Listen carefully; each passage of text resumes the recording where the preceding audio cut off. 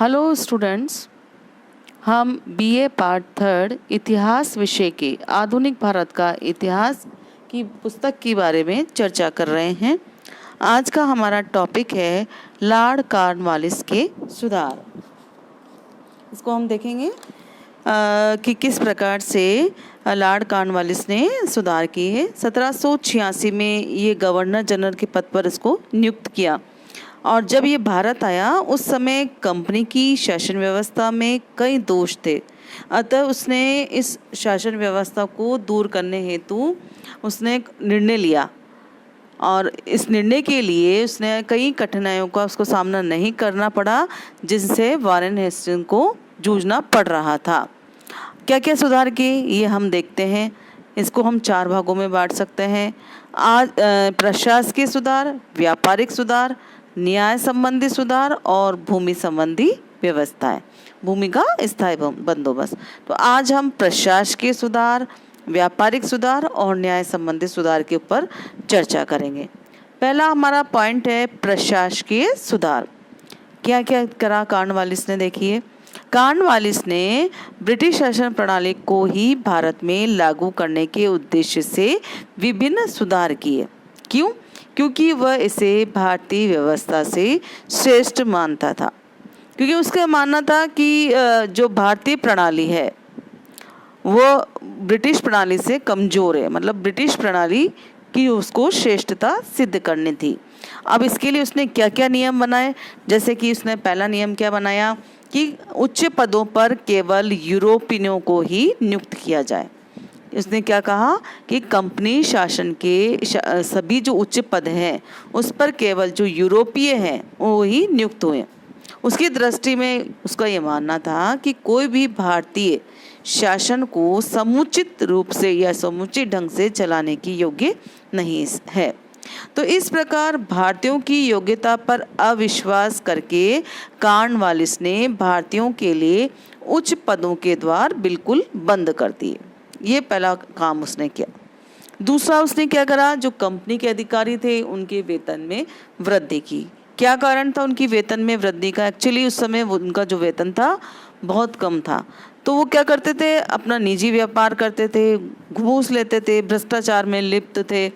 तो इसलिए उसने जो इस तरह के अधिकारी थे उनका स्थानांतरण कर दिया और भ्रष्ट अधिकारियों को पद से हटा दिया। उसने कंपनी के अधिकारियों को स्पष्ट निर्देश भेजे थे कि यदि कोई भी अपना खुद का निजी व्यापार करेगा और अन्य साधनों से अपनी आय बढ़ाता है तो उसे तत्काल पदच्युत कर दिया जाएगा। तो इसी कारण से उसने उन कंपनी के अधिकारियों का वेतन को बढ़ाया। अब हम नेक्स्ट पॉइंट हमारा देखेंगे क्या है। वॉरेन हेस्टिंग्स ने क्या करा कि क्या कानून व्यवस्था में सुधार किया। कलकत्ता में उस समय कानून व्यवस्था सही नहीं थी, क्योंकि कलकत्ता से कुछ दूरी पर जो गांव बने हुए थे उसमें गुंडों ने अपना अड्डा बना रखा था। अतः कलकत्ता में पुलिस प्रशासन की देखरेख के लिए उसने एक नए संचालक की नियुक्ति की और जमींदारों को पुलिस प्रशासन से मुक्त कर जिले के ब्रिटिश मजिस्ट्रेट को पुलिस की निगरानी में रखने का दायित्व दिया।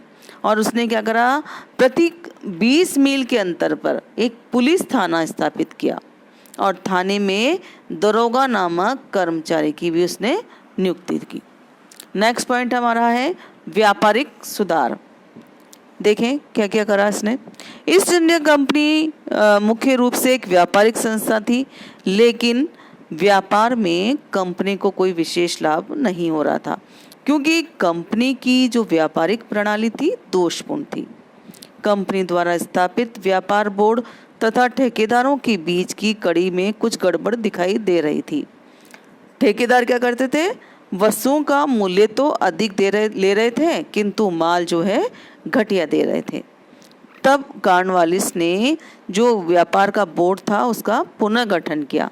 अब उसने इन सदस्यों की जो संख्या थी, पहले 12 थी, अब घटाकर उनकी संख्या 5 कर दी और उसने निश्चय किया कि बोर्ड सर्वोच्च काउंसिल के अधीन कार्य करेगा।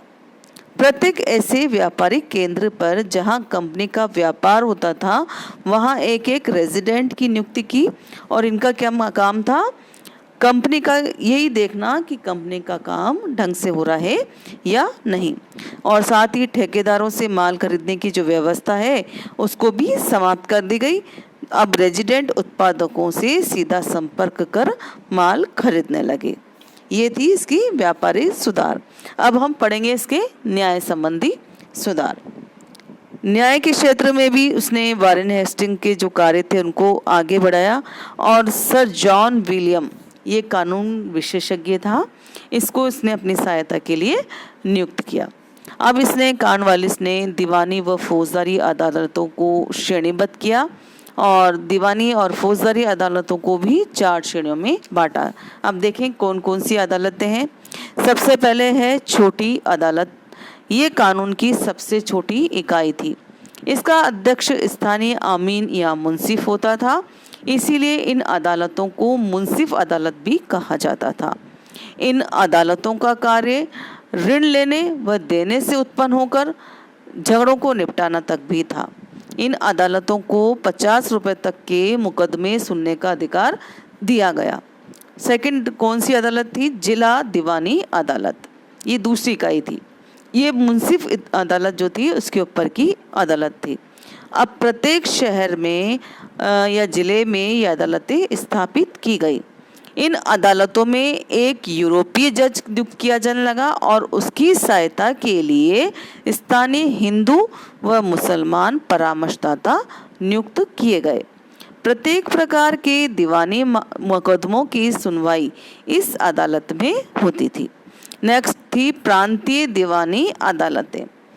कॉर्नवालिस ने अनुभव किया कि बहुत से जो लोग हैं जिला अदालतों के निर्णय के विरुद्ध अपील करने के लिए कलकत्ता नहीं आ सकते थे।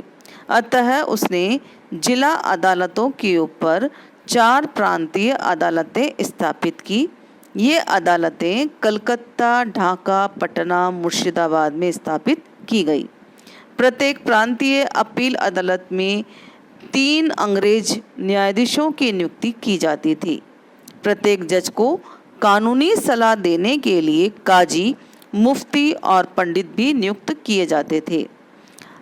नेक्स्ट हमारी थी सदर दीवानी अदालत। ये सबसे अंतिम इकाई थी, और इसका मुख्यालय कहाँ था? कलकत्ता में, और इसका अध्यक्ष स्वयं गवर्नर जनरल होता था, और गवर्नर जनरल की काउंसिल के सभी सदस्य इस अदालत के सदस्य होते थे। इस अदालत का जो मुख्य कार्य था प्रांतीय दीवानी अदालतों के निर्णयों के विरुद्ध अपील को सुनना था। इस अदालत को कानूनी परामर्श देने के लिए एक प्रधान काजी, 2 मुफ्ती, 2 पंडित नियुक्त किए जाते थे। यद्यपि ये अंतिम न्यायालय था, किंतु जो मामले 5000 पाउंड या उससे अधिक के होते थे उसके लिए लंदन में प्रिवी काउंसिल की अपील की जा सकती थी। तो दीवानी अदालतों की तरह फौजदारी अदालतों को भी उसने नया स्वरूप प्रदान किया। फौजदारी मामलों में कंपनी ने पूरा उत्तरदायित्व नहीं संभाला, अतः फौजदारी अदालतों में भारतीय न्यायाधीशों की नियुक्ति की जाती थी। चूंकि वे अपने पदों का अनुचित लाभ उठा लेते थे और एक ही अपराध के लिए अलग अलग स्थानों पर अलग अलग दंड का विधान प्रचलित था, अतः कॉर्नवालिस ने फौजदारी अदालतों को 4 श्रेणियों में विभाजित किया। पहली थी दरोगा अदालतें। ये फौजदारी मामलों की सबसे छोटी इकाई थी। इन अदालतों का अध्यक्ष कौन था? दरोगा होता था। इन अदालतों में छोटे छोटे मारपीट के झगड़े निर्णय हेतु आते थे, और दरोगा प्राय भारतीय ही होता था। दूसरी हमारी है जिला निजामत अदालतें। ये दरोगा अदालत से ऊपर की अदालतें होती थी, और इसमें जो अंग्रेज था न्यायाधीश होता था, और इसे कानूनी परामर्श देने के लिए एक स्थानीय व्यक्ति की नियुक्ति की जाती थी। ये अदालतें जिले में शांति एवं व्यवस्था लागू करने का कार्य करती थी, उसकी सुनवाई करती थी। तीसरी थी प्रांतीय निजामत अदालतें। ये अदालतें जिला निजामत अदालतों की ऊपर वाली अदालतें थी। ये भी 4 स्थानों पर स्थापित की गई। देखिए ये भी आपका जीके का क्वेश्चन है। कलकत्ता, ढाका, मुर्शिदाबाद और पटना में। प्रत्येक प्रांतीय निजामत अदालत में 2-2 अंग्रेज न्यायाधीश नियुक्त किए जाते थे तथा उन्हें कानूनी परामर्श देने के लिए प्रत्येक अदालत में 3-3 स्थानीय परामर्शदाता नियुक्त किए जाते थे। चौथी थी सदर निजामत अदालत। फौजदारी मामलों के लिए यह अंतिम न्यायालय था और इसका मुख्यालय कलकत्ता में था। इसका अध्यक्ष स्वयं गवर्नर जनरल होता था तथा इसकी काउंसिल के सदस्य इस अदालत के सदस्य होते थे। ये अदालत प्रांतीय अदालतों के निर्णय के विरुद्ध अपील सुनती थी और इसका निर्णय अंतिम होता था। इसके बाद हम देखेंगे कॉर्नवालिस कोड। क्या है ये कॉर्नवालिस कोड? कॉर्नवालिस ने जो प्रशासकीय, न्यायिक, पुलिस, राजस्व के संबंध में सुधार किए उन्हें कार्यान्वित करने के लिए उसने नियमों की एक संहिता तैयार की जिसे कॉर्नवालिस कोड कहा जाता है। कई बार कॉर्नवालिस कोड के ऊपर भी आपका प्रश्न आ जाता है। तो ये उसके हमने सुधार पढ़े थे। चूँकि कॉर्नवालिस के सुधार दिखने में बहुत अच्छे थे किंतु इसमें कई दोष भी थे। एक तो भारतीय न्यायाधीशों के स्थान पर अंग्रेजी न्यायाधीशों को नियुक्त करना इस व्यवस्था का सबसे बड़ा दोष था। इसके द्वारा अंग्रेजी दंड विधान स्थापित कर दिया गया। अतः जो लोग न्याय करते थे वे वहाँ के निवासियों के रीति रिवाजों और परंपराओं से अनभिज्ञ थे। ऐसा न्याय प्रशासन यहाँ के निवासियों के लिए भी उपयोगी नहीं था। कॉर्नवालिस का तो सिर्फ एकमात्र उद्देश्य था भारतीयों के स्थान पर अंग्रेजी न्यायाधीशों की नियुक्ति करके कंपनी है उसको सर्वोच्चता प्रदान की जाए। तो ये था हमारा सारा उसके कॉर्नवालिस के सुधार। आगे हम नेक्स्ट इसका पढ़ेंगे भूमि व्यवस्था के बारे में, स्थायी भूमि बंदोबस्त के बारे में। आज तक का हमारा टॉपिक यही है। धन्यवाद।